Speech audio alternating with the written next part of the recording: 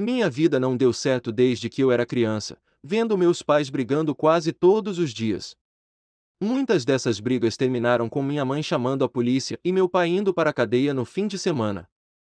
Além de outros problemas, tive que ver minha mãe usar as coisas erradas para tentar fugir da realidade de sua vida, um casamento planejado por causa de uma gravidez indesejada. Eles faziam questão de que todas as vezes brigassem. Embora uma vez ela tenha dito que não queria ter filhos, meu velho sempre me encarava, não porque fosse gostoso ou um mau exemplo de pai de família. Era seu comportamento estranho.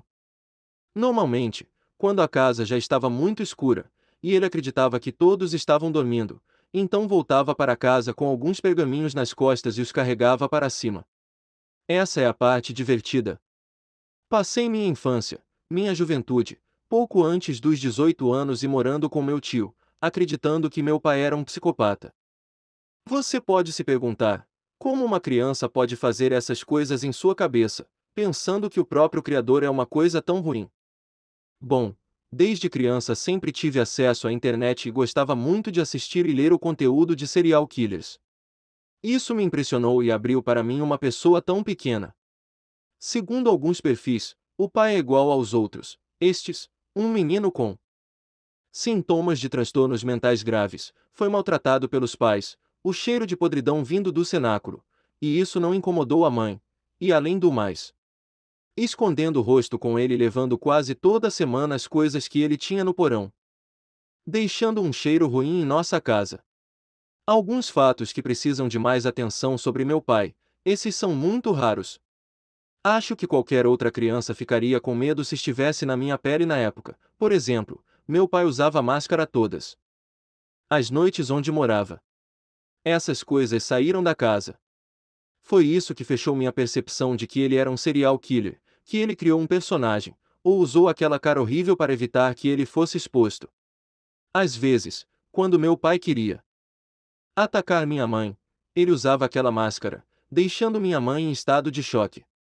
Citando novamente, ele não me atacou, ele nunca me tocou ou fez nada para mim, mas ele olhou para mim.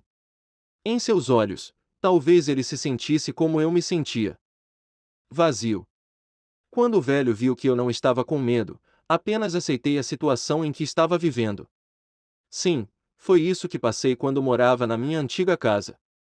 Quando eu estava prestes a me formar na faculdade de Educação Física, meus tios me disseram que meu pai havia morrido sem saber. Acho que já se passaram 2 anos desde que minha mãe morreu.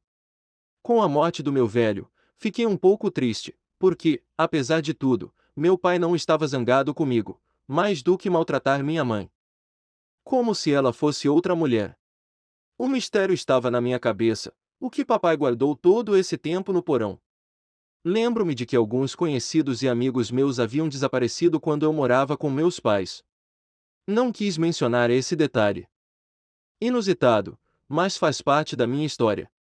Naquela época, eu pedi para sentar no porão, pois não podia ouvir minha mãe chorando, ou meu pai fazendo barulhos estranhos no porão toda semana. Eu sei que você está se perguntando sobre o seu desaparecimento, certo?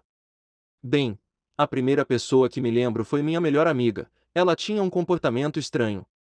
Uma mulherzinha. Meu pai não aceitou nossa amizade, pensando que eu me tornaria uma menininha, e em poucos dias ele desapareceu. Desapareceu também minha professora, aquela que me deu meio ponto e me reprovou em algumas matérias. A vizinha barulhenta, senhora Yasmin, ela ouvia muito televisão e não me deixava dormir. Foi esse também o motivo do desaparecimento. A última pessoa, se não me engano, desapareceu, era a antiga namorada do meu pai. O homem que a traiu, quando o velho atacou minha mãe, tomou-a como sua antiga namorada, chamando sua mãe pelo nome de sua ex. Quando perguntei ao meu pai o que ele achava do misterioso desaparecimento, ele estava sorrindo e sempre dizendo que era uma coisa estúpida, que ninguém conseguia lembrar. Eu apenas balancei a cabeça, sorrindo para meu velho pai, olhando para o homem ganancioso olhando para mim. Como? Eu disse, papai acabará de morrer e, durante esse tempo, não fui ao porão para descobrir o que ele estava fazendo lá. Cheguei na minha antiga casa e fui para o porão, que estava trancado. Peguei as chaves e entrei, e me encontrei em um lugar estranho. Estava cheio de corpos de animais, cachorros, figos e até vacas. Vi todos os ossos. Havia um computador antigo como aquele no local. Achei que o fedor viria dos corpos do meu sogro, que seria um assassino, mas não. O computador não tinha segredo para abrir. Encontrei vários arquivos envolvendo necrofilia e zoofilia.